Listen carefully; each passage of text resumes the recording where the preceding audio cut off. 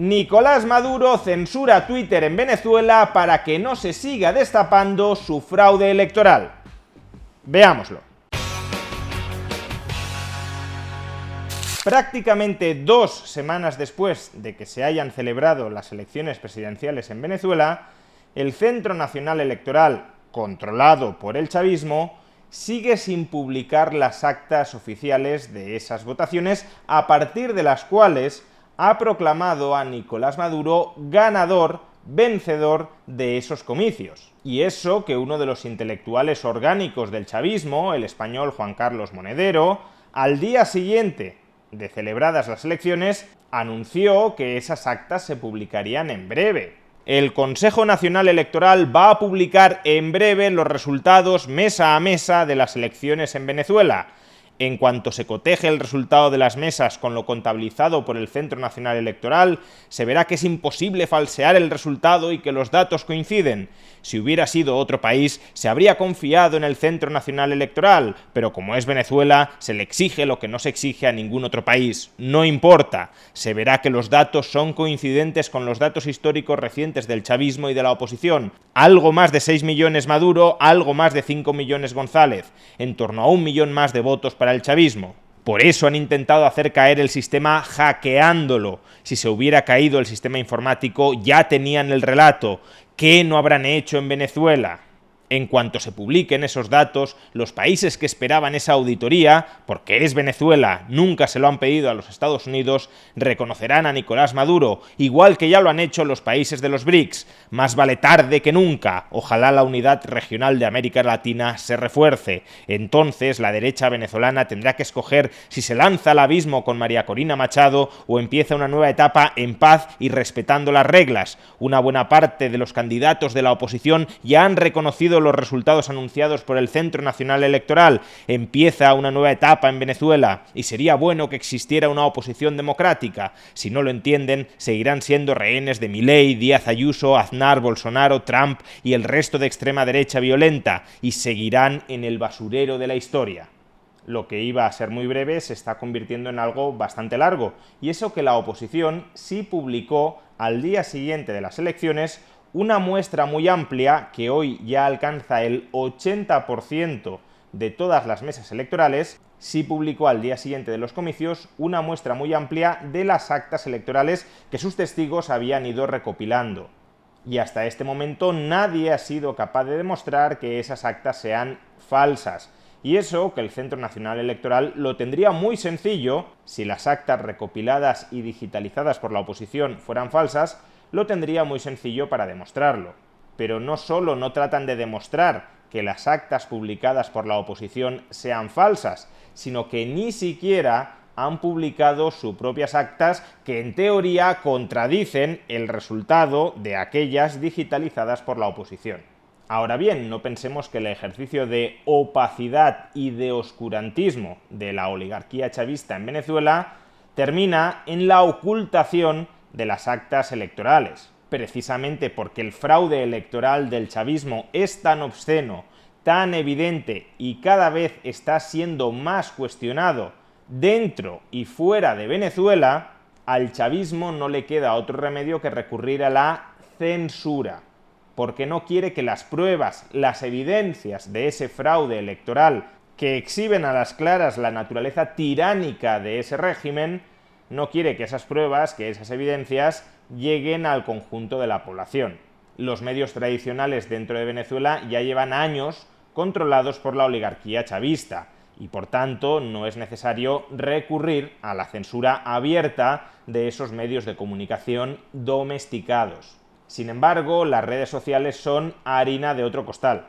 En las redes sociales cualquiera puede expresarse libremente sin que el gobierno o el establishment mediático aliado con el gobierno pueda callarlo. Y por eso, a través de las redes sociales, los venezolanos están informados de todo aquello que la oligarquía chavista y el establishment mediático venezolano controlado por la oligarquía chavista no quieren que sepan. Y por eso, después de haber perpetrado este obsceno fraude electoral cada vez más obvio para todo el mundo, al chavismo no le ha quedado otro remedio que censurar la libertad de expresión en Internet, Más concretamente, Nicolás Maduro acaba de suspender el acceso de los venezolanos a la red social X durante 10 días.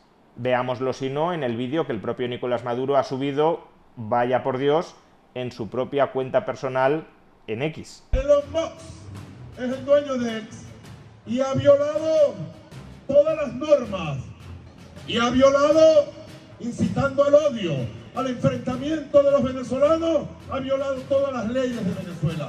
Y en Venezuela hay ley. Y vamos a hacer respetar la ley.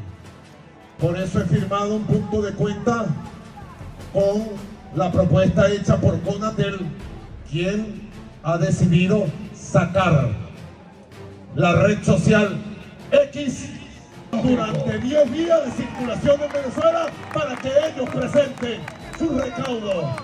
¡Fuera! ¡Get up! ¡Get up, Elon Musk! ¡Get up! Y esto que estoy denunciando lo voy a seguir denunciando. Nadie me va a callar. Voy a enfrentar el espionaje del imperio tecnológico. Los tiranos del pasado recurrían a la censura de los medios de comunicación tradicionales y los tiranos del presente recurren a la censura de los nuevos medios y canales de comunicación.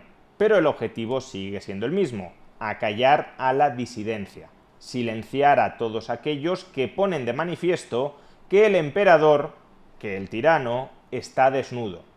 Y sí, en gran medida esto es ponerle puertas al campo, porque los venezolanos pueden utilizar un VPN para saltarse la restricción gubernamental al acceso a X, o pueden informarse sobre el fraude electoral masivo perpetrado por el chavismo a través de otras redes sociales o a través de otros canales digitales de información. No obstante, aunque se trate de un burdo intento, uno más de cuantos ha ejecutado el chavismo, aunque se trate de un burdo intento de controlar a la población y de someterla a la extractiva oligarquía chavista, este burdo intento sí pone de manifiesto que el régimen está débil, sí pone de manifiesto que para conservar el poder tiene que recurrir a dosis de represión crecientes, porque la legitimidad popular la está perdiendo a marchas forzadas. No solo porque ya no la tenía de manera mayoritaria, sino porque incluso una parte de esa minoría electoral que apoyó al chavismo, viendo el fraude electoral obsceno que ha perpetrado el chavismo, empieza a darle la espalda. Es más, este burdo movimiento del chavismo no solo pone de manifiesto que el régimen está débil, sino que esas mismas estratagemas políticas liberticidas podemos terminar importándolas a nuestros países. No en vano, ¿cuántos intelectuales de izquierdas han visto criticar con dureza esta medida adoptada por Nicolás Maduro, que no es más, repito, que la censura gubernamental de toda la vida? Por supuesto, los intelectuales orgánicos de cámara del chavismo, como pueda ser Juan Carlos Monedero o José Luis Rodríguez Zapatero, no han dicho ni mu en contra de esta censura, de este ataque radical a la libertad de expresión. Pero es que incluso otros intelectuales de izquierdas no alineados claramente con el chavismo tampoco la han criticado abiertamente. ¿Y cómo puede ser eso así, si los intelectuales de izquierdas dicen estar muy comprometidos con la libertad de expresión? Pues eso es así porque, en el fondo, esos intelectuales de izquierdas sí legitiman, sí justifican la censura con tal de mantener el orden político en manos de los suyos.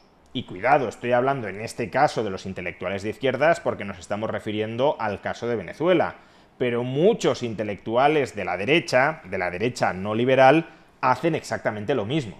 Por consiguiente, si el grueso de nuestra intelectualidad, ya sea de izquierdas o ya sea de derechas, apoya este tipo de medidas para defender el poder político de los suyos, cabe esperar que en el futuro, cuando ese poder político se halle cuestionado dentro de nuestros países, nuestros políticos terminen adoptando medidas muy similares a esta con el pleno apoyo de nuestras élites intelectuales. Y de hecho, el nuevo gobierno laborista de Reino Unido ya está amenazando públicamente a su ciudadanía por lo que puedan llegar a publicar en redes sociales. En X, la cuenta oficial del nuevo gobierno británico laborista acaba de lanzar la siguiente advertencia. Piensa antes de publicar. El contenido que incita a la violencia o al odio no solo es dañino, también puede ser ilegal. La Fiscalía Real se toma muy en serio la violencia online e iniciará acciones legales cuando se cumplan los requisitos jurídicos. Recuerde a sus seres queridos que deben compartir la información de manera responsable o afrontar las consecuencias. Por desgracia, parece que el chavismo solo es la versión chabacana, zafia y bananera de lo que a muchos gobiernos occidentales les gustaría ser.